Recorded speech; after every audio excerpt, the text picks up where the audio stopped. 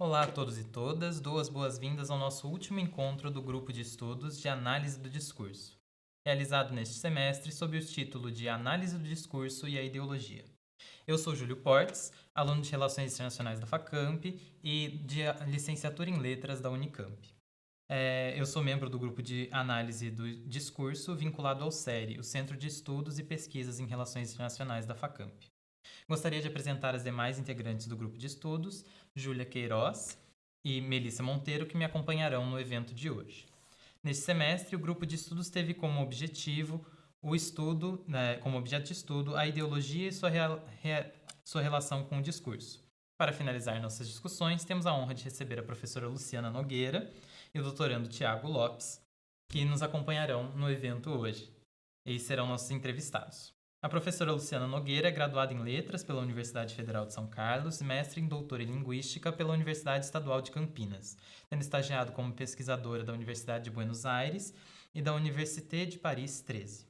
Concluiu também o pós-doutorado no programa de pós-graduação em Ciências da Linguagem na Universidade do Vale do Sapucaí. Atualmente é integrante do coletivo de trabalho Discurso e Transformação, Contradite, e professora adjunta da Universidade Federal de São Carlos no Departamento de Letras.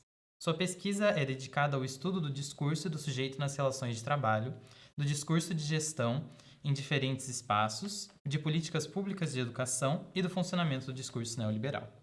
Tiago Lopes é graduado em Letras pela Universidade Federal de São Carlos e doutorando em Linguística pela Universidade Estadual de Campinas. É também graduado em Relações Internacionais pela Universidade Federal de Santa Maria, especialista em Estudos Estratégicos em Relações Internacionais pela Universidade Federal do Rio Grande do Sul e mestre em Letras pela Universidade Federal de Pelotas. Atualmente é integrante dos grupos de pesquisa Ordinário do Sentido e Resistência, ou ZAR, e de Adorim. Sua linha de pesquisa se volta para o funcionamento dos sujeitos entre a interpelação ideológica e a resistência, a partir da análise de discurso materialista. Muito obrigado pela sua presença hoje. E, bem, podemos começar a entrevista. Bom, vamos começar com a primeira pergunta, então. A análise do discurso é um campo de estudos que não se situa exatamente dentro de uma única área do conhecimento, mobilizando elementos da área da linguagem, da sociologia, da economia, entre outras tantas. Por vezes, a análise do discurso se coloca como uma ferramenta e, por vezes, como uma perspectiva teórica. Como vocês, nesse caso, entendem essa posição dupla? E como esse debate torna a análise do discurso relevante para as relações internacionais? Muito obrigada. Obrigada, Júlia, Melissa. É um prazer, vir aqui, poder estar junto com vocês. Eu acho que é o segundo momento em que a gente se encontra, Então, quero agradecer imensamente o convite, também a presença do Tiago, com quem estou trabalhando atualmente em outras frentes. E é muito bom saber que tem gente pesquisando e se interessando pela análise do discurso, para além das fronteiras de quem está ali estudando diretamente AD, Então é isso. Muito obrigada. Eu começaria respondendo essa pergunta de vocês, aliás, reformulando a pergunta, ou provocando um pouquinho a pergunta, Como é que vocês chegaram nessa dupla posição? Ou posição dupla, como vocês falam, Eu acho que aí a gente já tem uma questão para discutir que sim, Vamos começar antes, então. A análise do discurso é uma disciplina que a gente chama de entremeio. Entremeio. Não quer dizer que é interdisciplinar ou que complementa relações de diferentes disciplinas como se fosse uma soma de conhecimentos.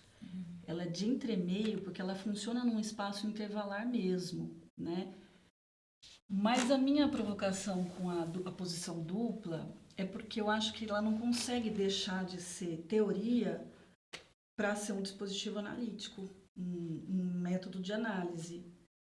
O próprio nome da disciplina é análise, o próprio nome da teoria é análise. Então, a gente não faz muito essa separação que ora ela é uma perspectiva teórica e ora ela é um método de análise. Ela funciona, enquanto teoria para analisar. É um pouco nesse lugar que eu queria chegar.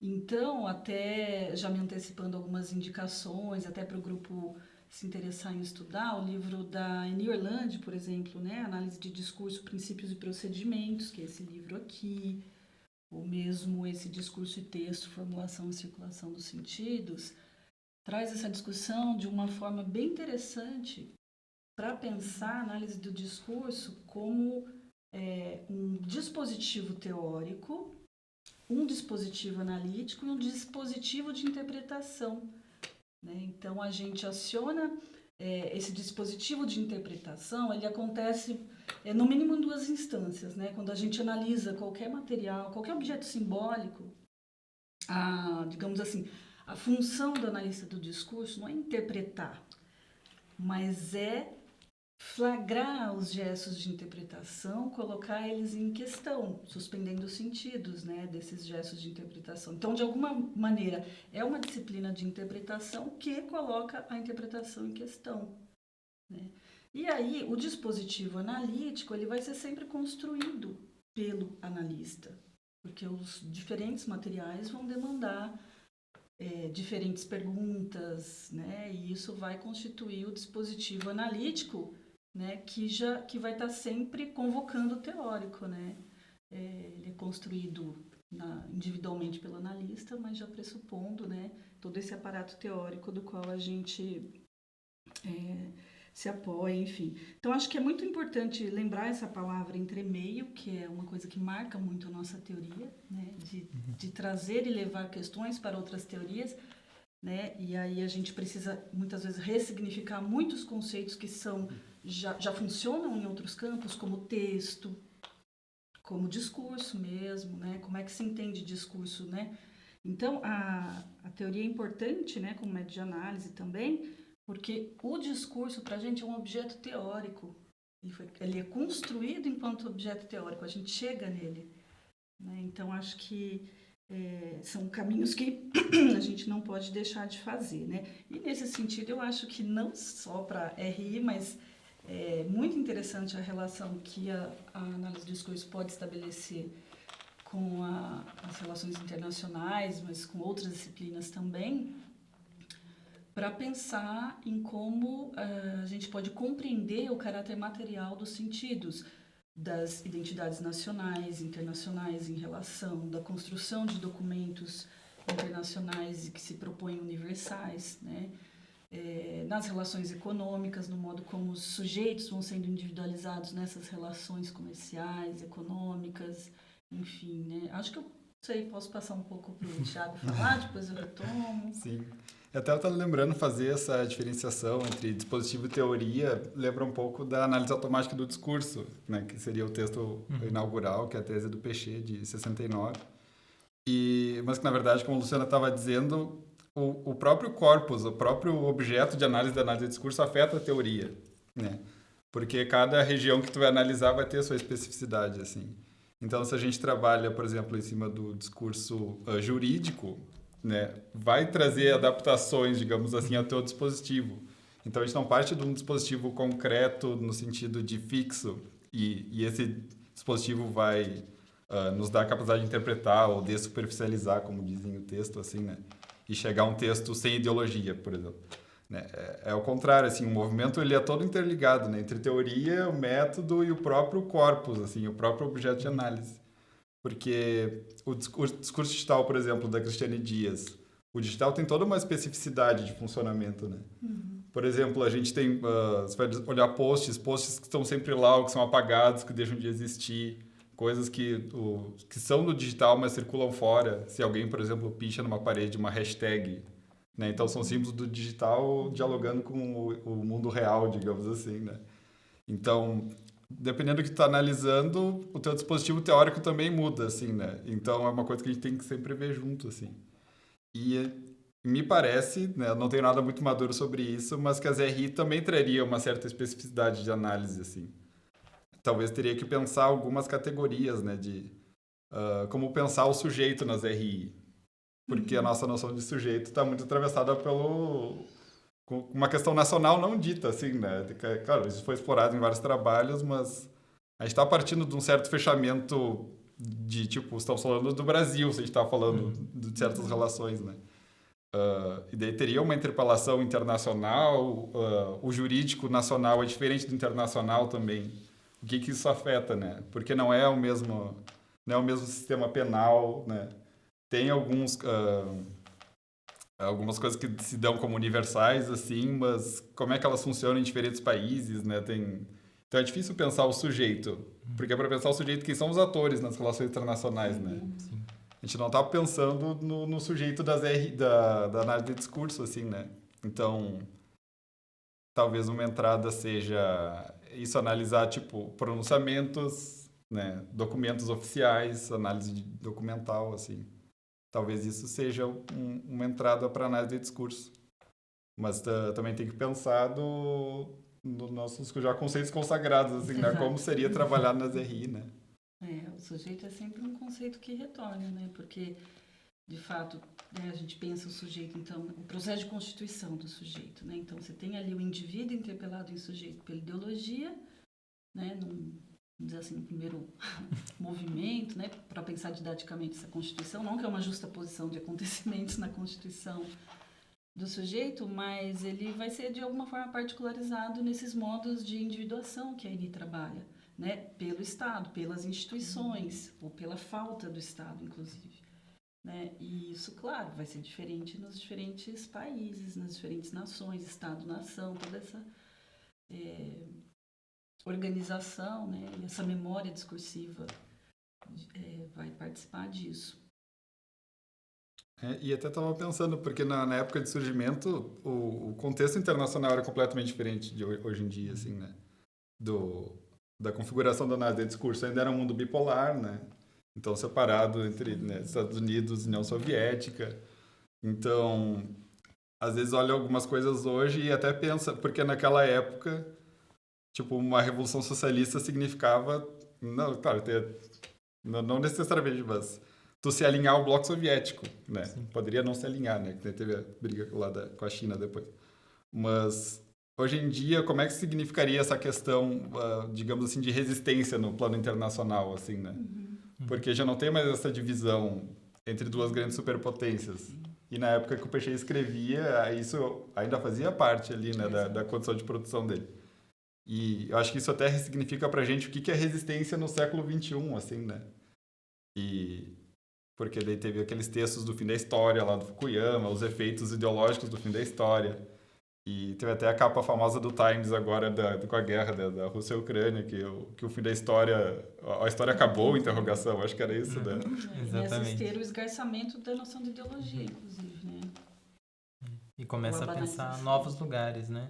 E, de certa forma, acho que as relações internacionais precisam um pouco dessa reflexão, né? Às vezes falta, é um lugar que não é muito discutido, né? Às vezes a preocupação é com outras questões. E acho que também pela disciplina de relações internacionais, não ser uma disciplina mais nova e se situar, de certa forma, entre outras disciplinas de uma forma, não da mesma forma, né? Não num espaço, num entre-meio, como análise de discurso, mas usar de várias outras disciplinas torna essa discussão um pouco diferente, né? Ela parece que às vezes não encontra o seu lugar entre a economia, a política e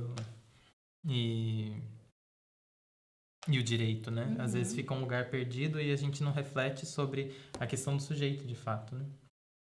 Bem, lembrando que sentidos e sujeitos se constituem ao mesmo tempo. Sim, então, exatamente. são processos que, né, eu acho, por isso que eu disse, interessa não só para a RI, mas como para diversas disciplinas. Quando a gente fala entender ou pensar o caráter material do sentido, é isso, é como que o político, o ideológico está textualizado, está materializado numa Declaração Universal dos Direitos, educação para todos, nos documentos da Unesco, da ONU, por exemplo, né, que inclusive vai usar a materialidade da língua também é afetada aí, mas isso é uma outra conversa para um outro dia. Eu estou procurando traduzir o texto lá sobre a língua de algodão. Acho que é interessante para a gente pensar também, junto com o pessoal de RI, essas questões aí dos organismos internacionais. Dá para pensar o sujeito imigrante, o sujeito, o apátrida, né? Apátrida, sim, refugiado. Porque daí, tipo, né, a gente fala muito da individuação pelo Estado, assim, né? Mas quando tu tá numa situação de deslocamento, assim, né? É uma questão complexa de se pensar também. E é interessante pensar que a RI, de certa forma, é também um campo do entremeio, né? Porque é realmente isso, ele funciona em relação a essas várias áreas, né? Sim. E eu acho legal até o nome, Relações Internacionais, né? Porque relação é algo completamente caro pra gente da análise de discurso, né? O sentido é relação, né? E ela nasce questionando esse sentido de aposto, de certa forma, né? Colocando, ok, temos um mundo em mutação, né? E agora? Se deixar tudo acontecendo, não é só flores para onde vamos, né? Bem, nesse semestre o grupo ele também discutiu alguns capítulos do livro Aparelhos Ideológicos de Estado, do Louis Althusser. E para ele, os aparelhos ideológicos de Estado são instituições públicas ou privadas que incutem na sociedade a ideologia da classe dominante, de forma a garantir a reprodução e a expansão do capitalismo e das relações sociais tipicamente capitalistas. Pensando o discurso como constituinte da ideologia, as novas tecnologias, em especial as redes sociais, se apresentam como uma mudança nessa relação de determinação de uma ideologia, dando espaço para outros discursos disputarem a constituição da ideologia dominante. Esse novo espaço, ao possibilitar que discursos concorrentes ocorram ao mesmo tempo por diferentes canais, mudam a dinâmica das disputas discursivas, de certa forma? Olha, sim, eu vou começar respondendo sim, acho que sim, mas também voltando aí um pouco para essa coisa que me chamou a atenção desse dar espaço, né? Eu até estava pensando sobre isso, né? Eu acho que aí a gente tem uma reconfiguração das relações, né, que passa aí pela materialidade do digital. Isso é indiscutível que altera. Agora, como altera, o que altera, né? Porque tem essa materialidade, né? Então, o digital para a gente não é né? Até a professora Mariane Pavot faz uma distinção, não gosta muito de usar o virtual, como muitas pessoas usam como sinônimo, né? Às vezes de digital, porque é como se não existisse, ou, enfim, se tivesse menos no ar. valor. E tem uma prática aqui, aí, uma materialidade, inclusive do nato digital, que é uma expressão aí, uma denominação que a professora Mariane Pavot usa, e aí também já me antecipando aqui, olha, esse aqui é recentemente o trabalho, né, organizado pelo meu colega de departamento, o professor Roberto Baronas e a Júlia Costa, Análise do Discurso Digital, Dicionário das Formas e das Práticas. É interessante porque fizeram uma forma de dicionário, então você tem conceitos que, inclusive, as palavras já vêm afetadas por essa materialidade digital, que é tecnodiscurso, tecnogênero discursivo, e por aí vai, né? Ou seja, não ignora como a própria técnica também, de algum modo, afeta a palavra, o discurso, o seu funcionamento, né? Vai ser diferente, inclusive, os efeitos e sentidos produzidos de um material nato digital, produzido num espaço que só existe digitalmente, né? Como um Twitter, a gente não escreve no papel um Twitter. Então, ali tem, né, toda uma questão. Então, sim, seguramente, né? Agora, eu anotei assim, não se trata para mim de dar espaço para outros discursos que a gente pode talvez chamar de dominados, né? Ou de contradiscursos, né? Circulando paralelamente esses que a gente entende como dominantes, né? Eu acho que já se trata aí de uma disputa de sentidos, né? Mesmo nesse espaço, né? De relações de poder, ou seja, não está livre disso, né? De conflito de classes, que se dá também nessa materialidade do digital, e certamente isso tem implicações nas correlações de força, né? Então, sim, acho que a gente tem uma mudança que é né, para usar uma expressão bem marxista, é um salto de quantidade em qualidade, né? Que vira a questão da circulação, né? A abrangência, o modo como os textos, os discursos circulam, né? E isso afeta também essa dinâmica aí, né? Dos contradiscursos, enfim, das disputas discursivas, como vocês formularam, né? E eu queria retomar um pouquinho aqui do Althusser, se vocês me permitirem. Claro. Ele trata aí, né, dos aparelhos ideológicos de Estado como os que desempenham um papel fundamental na reprodução das relações sociais capitalistas. Sim, né, como vocês dizem.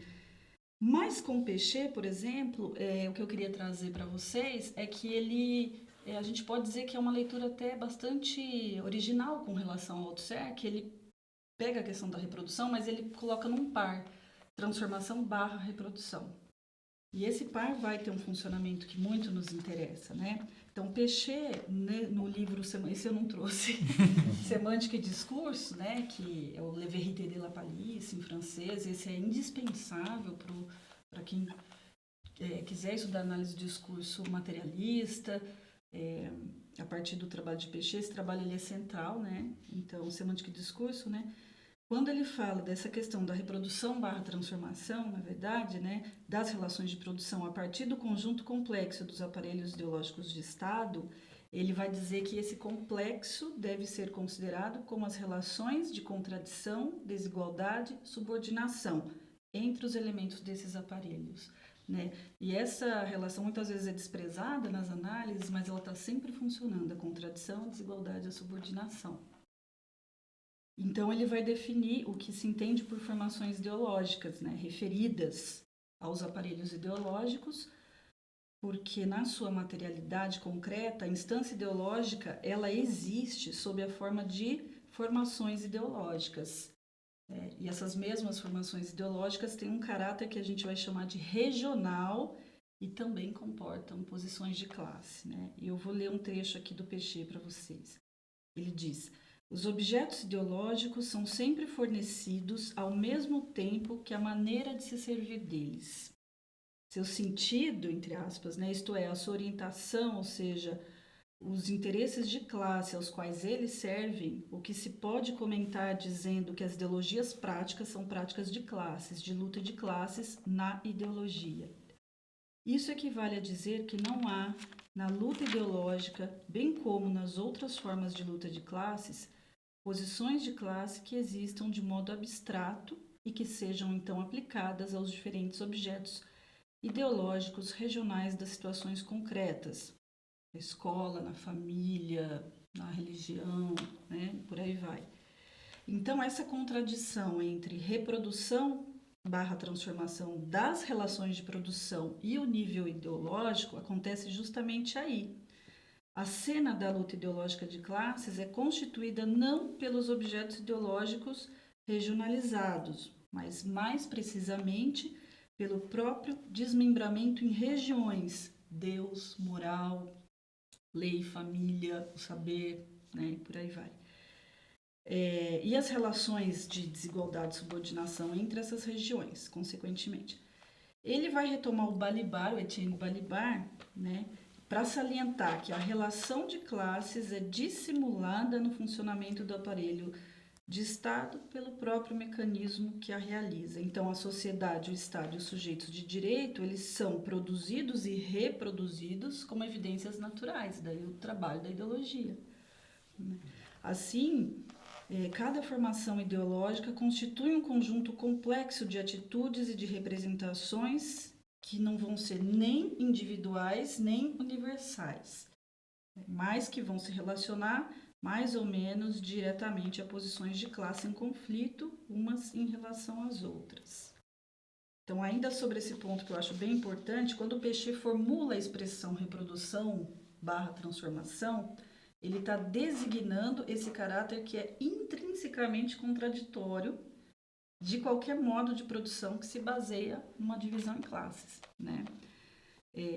Isto é, cujo princípio seja a luta de classes. Sabemos que, embora haja uma sofisticação na ideologia dominante, no modo como as classes se estruturam e tudo mais, não estamos livres, né, de uma sociedade dividida em classes e, portanto, a luta de classes, né? Então, ele não localiza, por exemplo, isso é importante, em pontos diferentes, o que vai contribuir para a reprodução das relações de produção e o que vai contribuir para a sua transformação, então, em lugares diferentes. Porque a luta de classes perpassa o modo de produção como um todo. Então, sempre assim, a categoria da contradição é central para a gente entender o modo como funciona, né? Nesse sentido, considerando a ideologia, ele vai dizer que a luta de classes passa pelos aparelhos ideológicos de Estado. Ele vai enfatizar que a própria instauração dos aparelhos ideológicos é o eixo de uma luta de classe extremamente acirrada e ininterrupta, né? Significando, então, que os aparelhos ideológicos vão constituir, simultânea e contraditoriamente, a sede e as condições ideológicas da transformação das relações de produção, né? Ou seja, da revolução mesmo, no sentido marxista-leninista. Né? Sim. Daí a expressão, então, reprodução/transformação, né? Que a Denise Maldidier, também num livro bem interessante que se chama Inquietação do Discurso, né? Um livrinho pequeno que ela fala um pouco do trabalho do Péchet ali, ela fala da originalidade da leitura que ele fez desse famoso texto da Althusser, Os Aparelhos Ideológicos de Estado, né? Simplesmente, né? Simplesmente não é simplesmente, mas ao acrescentar a palavra transformação ao lado de reprodução, né? Para pensar esse jogo, né? Na fórmula do Althusser aí. Então, de algum modo, com isso, o Péchet também contribuiu para desfazer muitas leituras funcionalistas da própria obra do Althusser, Aparelhos Ideológicos de Estado. Sabemos, são muitas as Sim. leituras, né? Bom, vou falar, mas acho que é bom passar um pouco para vocês. Eu estava pensando que essa questão da internet como espaço de resistência, isso é algo que já tem algum tempinho, né? Tem no mínimo uma década, assim. Eu acho que o grande acontecimento que dá para a gente pensar isso é o que eu estava fazendo aniversário de 10 anos hoje, são as manifestações de junho de 2013, né? Na esteira que a Luciana está dizendo, a gente tem que primeiro tomar um cuidado de não categorizar discursos de modo muito homogêneo, assim, né? O da direita, da esquerda, né? O dominante, o dominado, assim. A gente tem que pensar na contradição e nessa especificidade de onde circula, principalmente no espaço digital, né? Então, a gente pode... Eu fiz a minha dissertação sobre junho de 2013, né? E a gente chegou nos resultados lá... no gesto de interpretação, que tinha saberes neoliberais ali no que era para ser um movimento de resistência. E, às vezes, a resistência... Isso que é o que eu tinha feito a pergunta. O que é resistência no século XXI? Às vezes, parece que pode ser traduzido como a luta contra a autoridade. Então, é isso. É um mundo que não é mais bipolar, né?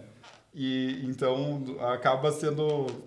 Não tem com o capitalismo, o socialismo atuando. Às vezes, parece que a resistência é simplesmente contra a autoridade. Isso abre espaço para a direita, né? Esse é o sentido que o junho, ao mesmo tempo que, de certa maneira, interditou alguns discursos de esquerda, porque já começou a interditar bandeiras, camisetas, começou a criar uma certa uniformidade em torno da camisa da seleção, assim, né? Também permitiu esses discursos que podem ser ditos, assim, de maneira mais genérica, de neoliberais, assim, né? De planificação, de relações mais horizontais. Só que a gente não está trabalhando, por exemplo, qual o papel do trabalhador, né, na sociedade. A gente está pensando, às vezes, numa luta mais, isso que eu quis dizer, contra a autoridade. Então, essa parece a materialização dessa forma de resistência, se a gente pensar em junho de 2013, acaba trazendo outras questões que, em outras condições de produção, não seria assim, né? Então, só ter um espaço, que seria um espaço à internet, é um espaço democrático, né? Isso é muito problematizado, né? Porque, primeiro, tem a questão dos algoritmos, que afetam todo o funcionamento, né? Tem a questão das big techs, né? A questão dos dados que eles todos colhem da gente no uso da internet, assim, o mapeamento, né? Isso já deu escândalos, né? Como o Cambridge Analytica lá.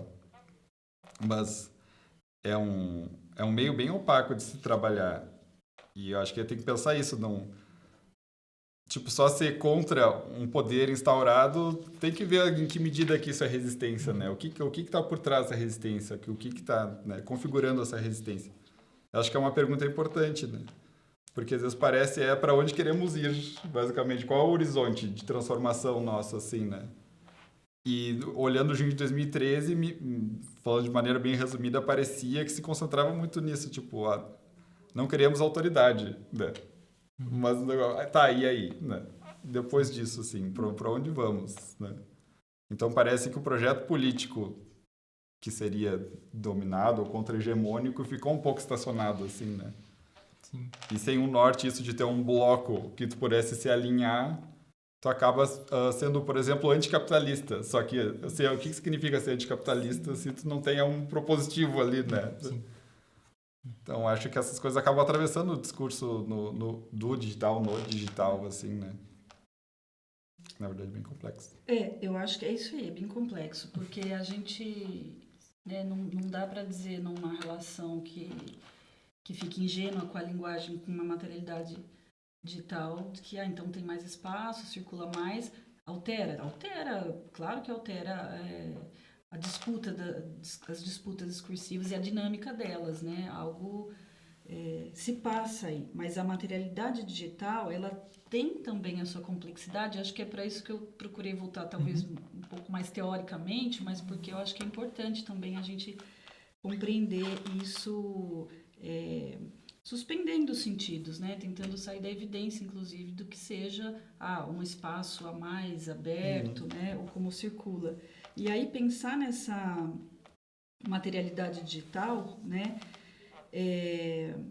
Tem que, além de levar em conta essa questão do nato digital que eu falei, eu esqueci de indicar aqui, muito importante também, olha, o livro Análise do Discurso Digital, Sujeito, Espaço, Memória e Arquivo, da Cristiane Dias, professora aqui da Unicamp, do Laboratório de Estudos Urbanos, das principais pesquisadoras no Brasil que estudam o digital, né, pela perspectiva da análise de discurso, e acho que nesse livro vocês vão encontrar muitas coisas interessantes que tocam nas questões que vocês estão trazendo para a gente também, para conversar aqui, né? Os algoritmos, né? Os filtros, como algo que vai incidir também na relação de forças, né? A gente tem até documentários muito bons já sobre essas questões de como as bolhas ideológicas são formadas e, no fim das contas, muitas vezes a gente acaba só vendo as coisas dos iguais ou dos próximos, né? E essas grandes bolhas vão funcionando e tem um funcionamento matemático, né? Técnico. As redes sociais, elas então são permeadas dessas bolhas, né? Desses agrupamentos, enfim. E eu queria retomar um trabalho que eu lembrei aqui também, né? As novas tecnologias e as redes sociais, ainda que elas possam então fazer ranger as estruturas de algum modo, acho que é isso um pouco que o Thiago estava mostrando, né? Trazendo novos, diferentes e numerosos espaços, talvez, né, para os contradiscursos, como a gente chama aí, né, então, que sai do dominante ou se coloca contra ou se desidentifica totalmente mesmo com o que está posto aí, né, de algum modo, né, desafia a ideologia dominante. É preciso analisar concretamente a forma como essas dinâmicas se desenrolam, né? E nunca elas vão acontecer fora da relação da luta de classes, determinada por isso, né? E desse funcionamento digital. Tem um trabalho interessante que eu gostaria de sugerir também para o grupo, que é do Flávio Benayon, ele fez a dissertação de mestrado com a Suzy Lagaz na Unicamp, e ele chegou a falar de um conceito de formação algorítmica, né? Então, nessa esteira que a gente fala da formação ideológica, da formação discursiva, se teria aí uma dimensão da formação algorítmica, de alguma forma, né? Organizando, determinando e direcionando aí os sentidos, né? Até a Cristiane Dias trabalha com a noção de sujeito de dados, né? Que é um deslocamento do sujeito de direito, que é esse sujeito da modernidade que a gente trabalha. E até pensando isso, que o digital tem uma relação muito tensa com o jurídico, né? Então, a gente viu isso nas eleições, a gente viu agora com essa questão do Discord, que saiu a reportagem no Fantástico, porque as plataformas não obedecem o jurídico, né? Eles têm seus termos de uso e tem uma relação tensa. E por mais que o jurídico tente regular, tem coisas que escapam, assim, né? Essa questão do espaço digital, assim. Então, é uma relação tensa. E, claro, o sujeito de dados não é só isso, né? Tem toda uma questão de subjetivação dentro do digital mesmo, não é só mais um espaço de circulação, né? Mas é legal pensar isso também como é que funciona essa relação do jurídico, que é muito que a gente estuda na DEU que nos interpela, né? Como sujeito de direitos e deveres lá, que nos individua. Como é que isso foi desestabilizado, né? A crise trabalha nessa perspectiva pelo digital, né? Por essa entrada no digital. Exato. Né? Que não seria só um espaço, mas algo que tem consequências, assim, né? Na própria que vai, né, da subjetividade, daí vai da disputa política, da formação, da resistência. De algum modo, o que a gente está dizendo é, sim, acontecem coisas, mas não fora de uma contingência que precisa ser muito bem compreendida, né? Que tem essa contingência. Né? São transformações, É, muitas senão transformações. E tem mais do mesmo e coisas novas ao mesmo tempo, tudo mudando. Bom, vamos para a próxima pergunta agora. Nesse semestre, o grupo de estudo discutiu o livro O Discurso, de Michel de Pichet. Confirma para mim o nome dele. Michel Pechet. Pechet, tá certo. Nele, Pechet fala sobre a construção do discurso científico, aquele discurso tomado como absoluto. Como vocês pensam que essa concepção da ciência como um discurso pode contribuir para as discussões sobre verdade e mentira, ou fake news, na atualidade? Ao mesmo tempo, como essa busca pelo científico e absoluto traz obstáculos ao próprio trabalho de pesquisa, nesse caso, o trabalho científico? Essa pergunta é muito boa, né? Vocês estão retomando o discurso, estrutura, acontecimento, né? E também vou voltar sempre para a pergunta, né? Porque eu quero também partir do que vocês estão compreendendo como a leitura que vocês estão fazendo aí do Pechet, né? Então, eu acho que tem um problema em talvez entender a possibilidade de entender a ciência como um discurso, como se a ciência pudesse ser qualquer coisa. E não é. É um discurso justamente no sentido de que não é o absoluto, tem as determinações, as construções, né? Mas a gente sempre vai falar a partir da análise de uma materialidade específica. E as diferentes áreas vão ter diferentes materialidades para serem analisadas, né? Agora, de um modo geral, claro, isso é interessante para pensar as fake news, que é essa fabricação de desinformação, né? Como é chamada a desinformação, né? Então, como é que essa fabricação de desinformação pode ser pensada a partir de uma concepção dessa que tem a ciência como a construção de um discurso, né? Eu acho que a partir do momento em que a gente coloca, né, essa necessidade de analisar as materialidades, de descrever, a descrição para a gente é muito importante em todo o trabalho. Então, a gente faz sempre um batimento entre descrição e interpretação. Vocês devem ter visto isso bem aqui no livro do Pechet, né? Então, a gente não está livre, a gente está livre, a gente não vai falar de uma verdade, então, universal e absoluta, mas isso talvez não nos livre de algumas verdades provisórias. Então, assim, com essa base científica, né? Você quer falar alguma coisa sobre isso? Eu estava pensando. É que essa semana, eu estava fazendo uma disciplina com a Cristiane Dias sobre discurso digital. Eu estou muito atravessado com isso.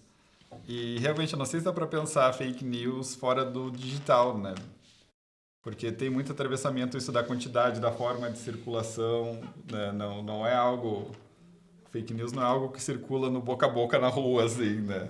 Isso vai aparecer, mas isso já estava no digital, sim, né? O boca a boca é uma etapa secundária, assim.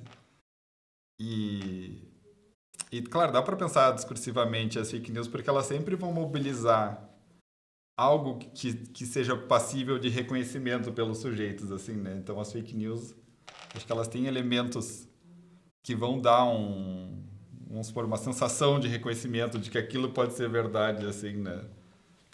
Para falar disso propriamente, seria interessante ter uma análise, né, de alguma coisa que tenha circulado com fake news para ver o processo discursivo que funcionou. Mas olhando a grosso modo, parece que dá para partir dessa premissa, assim, não é isso que a gente faz, mas que tem que ter algo de reconhecimento e algo que que normalmente tem um caráter de denúncia, né? As fake news tem alguma coisa assim.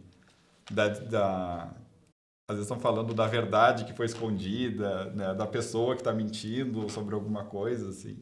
Ela é construída para ter um efeito de verdade, né? Senão não funcionaria também como fake news. Eu tenho essa impressão, né? Eu estava pensando que a proposta do Pechet nesse livro que vocês estão retomando para a pergunta, né? É não negar que uma ciência tem história, né? Que é isso que ele está dizendo quando ele fala do discurso científico, né? E que a interpretação faz parte do processo de construção de toda a ciência, mas, da nossa perspectiva materialista, essa interpretação precisa estar sustentada numa materialidade, né? Eu acho que é aí que está o ponto, porque é por isso que a descrição também é muito importante, como eu estava falando, né, nos nossos procedimentos, porque com ela a gente investiga a materialidade, os processos materiais, o que é efetivamente formulado, né?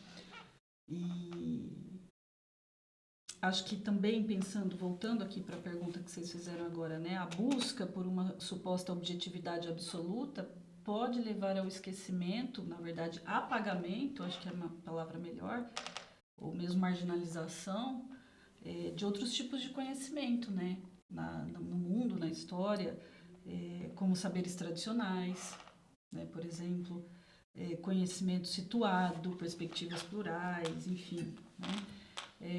Então, claro, isso limita a compreensão e abordagem de problemas que são multifacetados, para usar uma palavra aí, né, da moda. E aí eu também gostaria de trazer para a nossa conversa aqui uma citação do Boaventura de Souza Santos, porque essa pergunta me levou para pensar uma questão importante que passa pela construção do discurso científico e tudo mais, que é o epistemicídio, né? A destruição mesmo, né? Esse apagamento, ele é muito perverso dos saberes outros. Se a gente pensar hoje, por exemplo, as universidades estão recebendo diversos estudantes indígenas, além de outras, né, das cotas raciais e tal. Quando eu fiz graduação, não tinha um colega indígena fazendo universidade. E ainda assim, são muito poucos. Mas toda a estrutura, a arquitetura da universidade, a epistemologia, ela apaga todos esses outros saberes. Então, assim, claro que é importante, a gente tem que trazer, tem que vir, mas tem uma coisa muito séria que acontece do ponto de vista de apagar mesmo a construção, o saber científico, né, que aí vai ser sempre polêmico, né, se é científico ou não, do outro. Né? É um movimento que não é duplo, né? É só o movimento deles, mas não tem um movimento institucional para com os indígenas, por exemplo, né? Exato. E o conhecimento deles. Existe algum ou outro, mas são muito poucos, né? Assim, de volta. Eu lembro que existia um projeto da criação de uma universidade indígena, em que os próprios indígenas eram... Então, aí você tem o caminho contrário, né? Mas quantos de nós fomos estudar lá, né? Essa é uma questão importante, né? Ótimo. E o que você acaba incutindo neles as nossas categorias de pensamento, ao invés do contrário, né? Isso, ao invés de trazer as deles à baila, né? É isso aí. Bem. Bom, pensando que os aparelhos ideológicos de Estado estão, em geral, sob o poder de certos grupos da sociedade e o papel desses aparelhos na constituição do discurso dominante, qual o espaço e o papel dos coletivos, dos grupos de resistências e dos movimentos sociais nas disputas discursivas? Ótima pergunta. Você quer falar um pouco da dissertação aqui? Que eu acho que passa bem, né? Pela dissertação, mas eu posso... E é aniversário do Junho. É aniversário. Pensando aqui, né? Pois é, eu estava pensando. É que eu não tenho minhas respostas escritas aqui, então eu estou articulando, né, tentando articular agora. Mas eu acho, primeiro, até voltando à pergunta, mas é o mesmo movimento da Luciana, não sei se dá para pensar em tipo grupos que têm poder sobre o aparelho ideológico, né? Porque isso é um conceito que foge um pouco do empirismo da instituição, assim, né? Tanto que o Althusser dizia que os aparelhos devem ser sempre reverificados, se eles estão funcionando ainda. Então, não são coisas que são materialmente fixas, assim, né? Não é uma tipologia que tu possa seguir, assim. Mas se a gente pensar... A pergunta era sobre resistência, né? Dentro... É isso? Sim, os grupos de resistência dos movimentos sociais. E é interessante. E os protestos, por exemplo, têm uma característica muito curiosa, porque normalmente são grupos... A direita também faz protestos em alguns momentos localizados na história, né? Que nem aconteceu nos últimos anos, teve em 64 também. Mas, tradicionalmente, se vincula à esquerda, né? O protesto de rua. E são de grupos de minorias, grupos marginalizados, né? A gente vê sempre os professores, coitados, protestando, né? Os estudantes. E é interessante porque, ao mesmo tempo, aquilo que eu tinha falado de crítica à autoridade, o protesto, ele busca um espaço de interlocução com o Estado. Então, ao mesmo tempo que há uma crítica ao jurídico, precisa ser reconhecido pelo jurídico. Então, muito da luta social se dá nisso, se dá no terreno do jurídico, né? Para ser amparado por alguma lei, algo que dê alguma garantia, que o governo garanta casa, alimentação, né? Coisas que vão para a nossa subsistência dos trabalhadores, assim, né? Então, ao mesmo tempo que alguns movimentos podem ser, tipo, anti-institucionais, né? Alguma coisa assim, tem essa, que seria uma contradição, não deles serem contraditórios, mas é uma contradição do espaço de resistência buscar um diálogo com o próprio poder instaurado, assim, né? Porque é aquilo que vai dar alguma resposta para eles, assim, né? E, claro, a gente pode pensar em termos de AD que eles estão, né, na questão da individuação do Estado, assim, né? As pessoas são os invisíveis, né? Então, para ser... a Eni trabalha até no livro ali, Eu, Tu e Ele, sobre essa questão de cidadania, né? Então, tem essa questão da cidadania que não é dada, né, a todos, assim. Então, para buscar essa cidadania, um dos meios para fazer isso é, por exemplo, os protestos, né? Em junho, a gente tinha movimentos, né, bem vinculados a esses tradicionais de moradia, né? De questão de alimentação, de condições de trabalho, assim. É claro que quando ele se universaliza, ele vai perdendo essas particularidades e vai se massificando, né? Tanto é que eu estudei, seria o enunciado Gigante Acordou, porque ele perpassa tanto por uma propaganda, não sei se vocês lembram, a propaganda do Johnny Walker, que era aquele gigante montanha, também se articulava com a propaganda do Vem Pra Rua, que era da Fiat, se eu não me engano, era, né? Sim. Porque era 2013, era um ano antes da Copa do Mundo, né, que ia ser no Brasil. E daí os manifestantes pegaram o enunciado, deslocaram da propaganda e o Vem Pra Rua se tornou uma chamada para o protesto. E não o Vem Pra Rua como torcida, assim, né? Tanto é que casa depois a camisa da seleção, né? Então é um deslocamento do torcedor pro manifestante ali. Então tem uma relação, isso que eu estava falando era para tentar juntar, né? Que seria mais ou menos o jurídico ali, né? Da questão do aparelho ideológico, um pouco do midiático, porque ele está sempre em relação à propaganda, ao jornal também. Porque o jornal, ele muito discursivizava sobre junho, né? Isso todos falavam e achavam, sei lá, um manifestante que virava a cara da manifestação e ele acabava representando de maneira meio metonímica o que era o movimento, assim, né? Então, o que eles querem, né? Entrevistavam um cidadão lá. Daí isso aqui era um movimento, sei lá, aconteceu em muitas cidades, né? Mas o jornal tentava criar essa sensação de unicidade, assim, né? Da demanda, ainda mais quando começou, como era governo Dilma, era governo Haddad, né? Então, quando começou a vincular para essa disputa anti-autoridade, começou a deslocar um pouco um discurso anti-esquerda aos pouquinhos. Então, a mídia abraçou bem, assim. Então... E depois sofreu as consequências. É interessante esse movimento, porque tem protestos de rua, tem os discursos da mídia, tem o jurídico, tinha briga com o jurídico, que era muito tensa também, se eles poderiam protestar ou não, porque a lei vai dizer como protestar, né, quem protestar. É muito cruzamento, né, que até estremeceu algumas estruturas, inclusive Sim. fisicamente, porque eu não estava, porque nesse momento eu estava grávida da minha primeira filha, mas meu marido sempre, a gente vai em São Paulo, aquela ponte estaiada, né, que ele fala assim, nossa, em junho a ponte balançou ali, e é incrível, porque tinha gente, assim, de uma forma, né, numa quantidade revolucionária, Era muita gente. Né?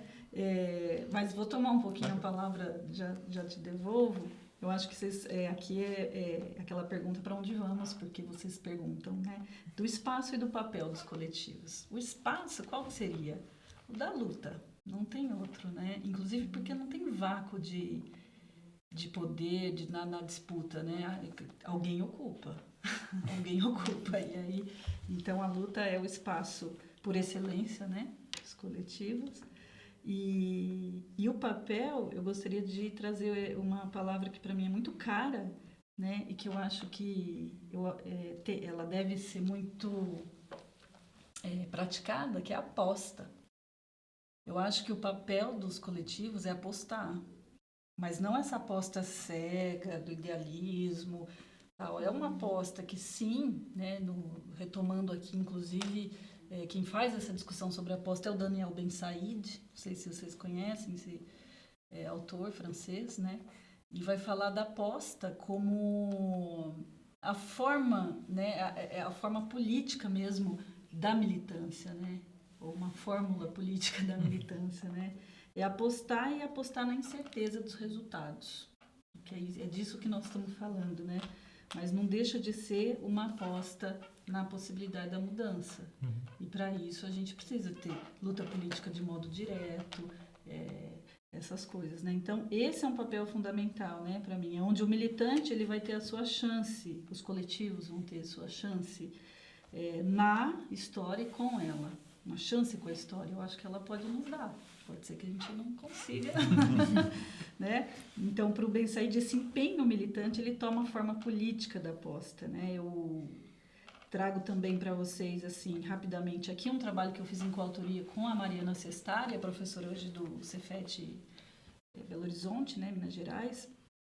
Fui minha colega aqui na Unicamp também, uma pessoa com quem eu faço excelentes parcerias, e a gente escreveu um texto sobre análise de discurso e militância política, tratando um pouco dessa questão do espaço e do papel dos coletivos, né? E na nossa perspectiva a gente colocou, né? Estamos pensando não só o marxismo como uma ciência transformadora, mas também a análise de discurso, né? Então, aí chega o ponto de encontro aí dos coletivos, da militância, da análise de discurso, né? Considerando o terreno político, então, como uma política da aposta, né? Sabendo que os resultados são imprevisíveis e que não tem garantia deles, né? E nesse sentido, num diálogo muito próximo com a professora Mônica Zopp, da Unicamp, que acho que vocês conhecem também, porque ela organizou o livro lá, a tradução do livro do Thierry Guibert, né? Ela traz uma coisa importante, que para o Peixe o discurso, na sua dupla materialidade, né, da língua e da história, foi desde o início uma aposta teórica, novamente, a palavra aposta, uma aposta teórica contra os postulados da psicologia social e desse humanismo teórico, né? E também uma aposta política contra o reformismo, à época, né? Segundo a autora, então, foi a partir do encontro paradoxal do real da língua e do real da história que o Peixe pôde pensar teoricamente o que faz laço social, porque é de coletivos que nós estamos falando, né? Então, o que faz laço social? O que produz subjetividades no coletivo e as formas sociais da individualidade nas práticas discursivas e políticas, né? Eu acho que é isso que a gente tem que pensar.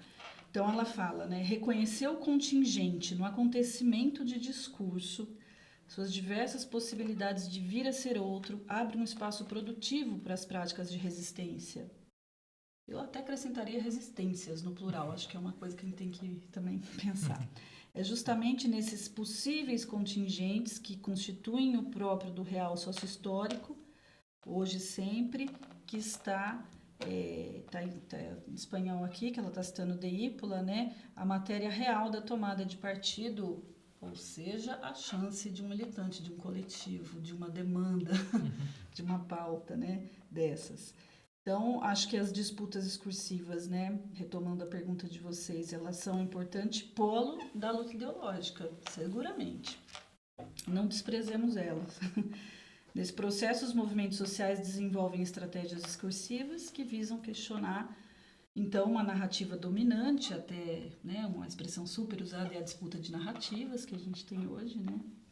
E, de alguma forma, então, ampliar esse espectro dos discursos possíveis e mesmo impossíveis, né? Para a gente brincar um pouco com o significante aí. Então, acho que o papel dos coletivos, também dos movimentos sociais nessas disputas, pode se dar de diversas maneiras, pensando de uma forma mais específica, né?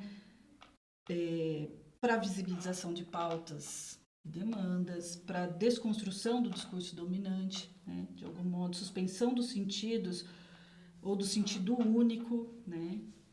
Como se não pudesse ser de outro jeito. Então, a gente faz quando suspende os sentidos, a gente mexe com isso, né? Dessa evidência que é produzida pela ideologia, né? Então, é a mobilização, que é uma, né, questão indispensável, e a construção de contradiscursos, contranarrativas mesmo, né? Os discursos outros, os possíveis outros, ou impossíveis, né? É isso, acho que... Bem, e nossa quinta pergunta, e já em ritmo de encerramento. Bem, a gente queria pedir as indicações de livros, como indicações, temos alguns, e para dar uma modernizada também, se vocês tiverem alguma série que vocês gostariam de indicar, ou documentário, fiquem à vontade. Temos alguns livros, se vocês quiserem falar sobre eles. Acho que a Luciana fez durante um cardápio de livros. Eu fiz uma listinha, que eu gosto das listas, né? E eu tô assim, claro, a gente sempre fala pensando com quem a gente tá falando. Então, como a gente tá aqui conversando com o grupo de estudos, né? Em análise de discurso, de relações internacionais e tal, eu fiquei pensando, né, para o grupo mesmo, se essas leituras já aconteceram ou não, acho que são fundamentais. Então, em termos de se apropriar da teoria, conhecer melhor, é o livro Semântica e Discurso, do Pechet, que acho que é a grande tese ali, né? Vamos dizer assim, da AD. Tem um outro livro interessante também, que a Annie Orlandi organizou, né? Que é a Análise de Discurso Michel Pechet, textos escolhidos por ela, que está aqui. Então, aqui nós temos questões que eu acho que também tocam muito nas perguntas que vocês nos trouxeram, porque fala muito das ciências humanas de um modo geral, né? E na relação com a política, com as condições de produção, com a história, né? Tiago, você conhece, né? O Eu, Tu, Ele, que traz várias análises interessantes, o Tiago até mencionou aqui, né? Algumas questões que a Eni traz, né? Ela analisa aqui o preconceito, a resistência, as diferenças, o que tem de ser uniforme, né? O livro é sobre o que quer ser universal e também sobre o individual, o descontínuo, fragmentário, sobre a ideologia, o inconsciente. E fala, então, do real da história pela perspectiva discursiva, pela teoria da análise do discurso, né?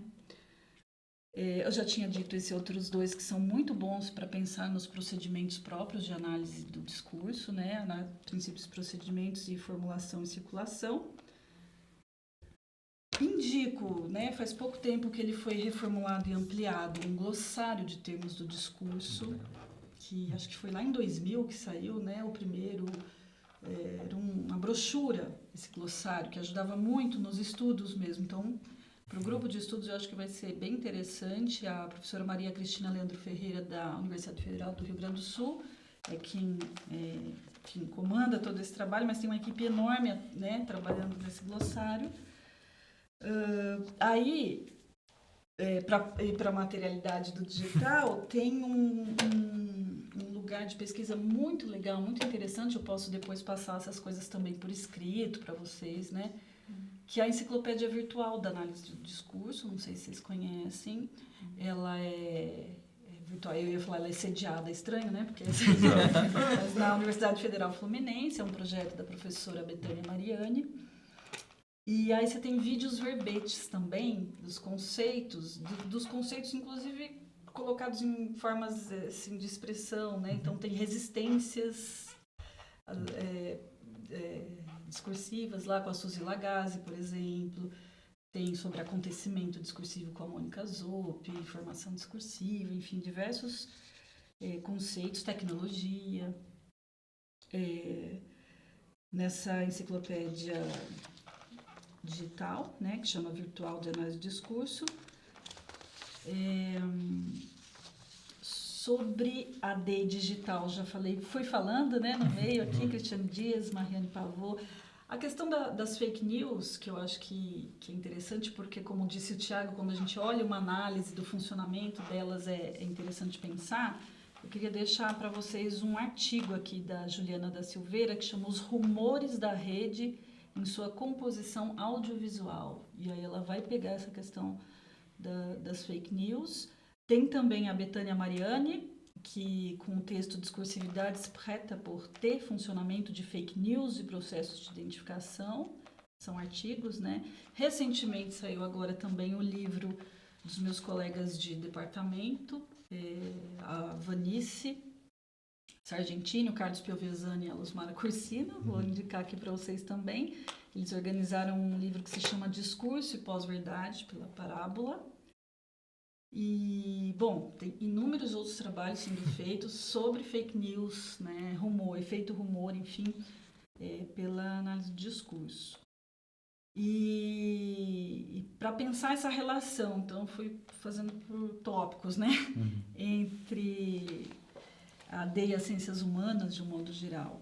Além dos textos aqui, nesse livro do Peixe que eu mostrei para vocês, tem um outro da Betânia Mariani, As Ciências Humanas, Análise do Discurso e o Momento Atual, que retoma um dos textos que está aqui, inclusive, Discurso sobre Ciência Aberta, Políticas Públicas e Periódicos Científicos. Bem interessante, né? As problematizações que ela traz sobre essa coisa que é super atual da ciência aberta, de pagar para ter direito a artigo e tudo mais, né? Eu falei um pouco já, né, dessa questão dos coletivos, da militância. Esse livro, tem volume 1 e volume 2, organizado aqui pelo Lauro Baldini e Fábio Ramos, né, Análise de Discurso e Materialismos. O volume 2 é Prática Política e Materialidades, e o volume 1 é Historicidade e Conceitos. Então, também indico, acho que é bom, pode ser interessante aqui para o grupo. Acho que é isso. Aqui, para quem... Essa relação também aí com as ciências humanas e com outras disciplinas, aqui o grupo pelo qual vocês me conheceram, que é o Contradite, né? Então, o Contradite, o nosso grupo fez uma série de entrevistas com todos esses autores, né? Então, brasileiros, mexicanos, franceses, enfim, sobre o trabalho em torno do grupo do Peixe. Então, eu acho que essas entrevistas também ajudam a compreender a relação aí até com as outras disciplinas. Né? E estou deixando para vocês de presente o livro da minha tese, que é Discurso, Sujeito e Relações de Trabalho. Né? Aí eu penso o discurso de gestão, discurso neoliberal também. E podemos conversar em outro momento, tá? Tem muita coisa, né? Com certeza. A gente nem falou sobre o trabalho, né? Que seria até um ponto importante falar na parte de resistência. Sim, o trabalhador, trabalho colaborador. Então, as relações de trabalho, uberização e tudo isso. Então, são temas que a gente também tem estudado, tem escrito sobre políticas públicas de educação, atravessada pelas questões internacionais. O meu trabalho atual é sobre isso. Tem muita coisa que conversa, né, também com a RI, né? Eu acho que sim, você quer indicar? Na verdade, a minha lista é muito mais sucinta. Bem, professor. Na verdade, eu tinha pensado que nem na lista do discurso do Zizek, não sei se vocês conhecem. Ele é bem puxado pro lado da psicanálise, mas ele tem 2 livros, que é o Violência e o Mapa da Ideologia, que é uma coletânea, né? E violência, ele até traz algumas categorizações sobre linguagem. Ele trabalha um pouco sobre linguagem, ele fala tipos de violência, lá, objetiva, subjetiva. E ele gosta muito de analisar acontecimentos internacionais, assim. Então, por isso que eu pensei que ele fala da guerra do Iraque, fala do discurso do Bush, por exemplo. Então, não é o olhar de um analista do discurso, mas é algo que diz respeito, né?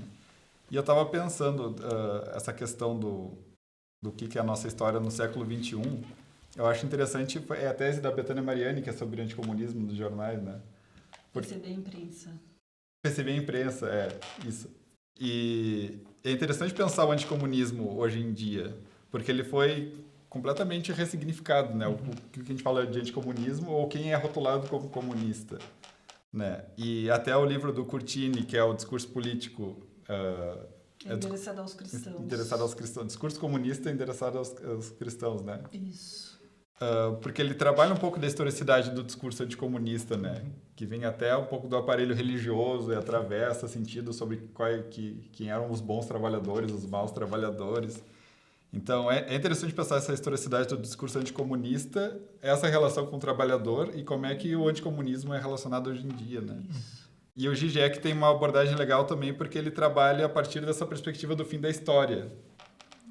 Ele também fala sobre cinismo, então tem vários assuntos que nos tocam aqui na análise de discurso, né, nesses livros que eu comentei.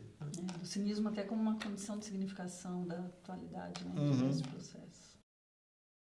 Bem, precisamos de muitas conversas ainda.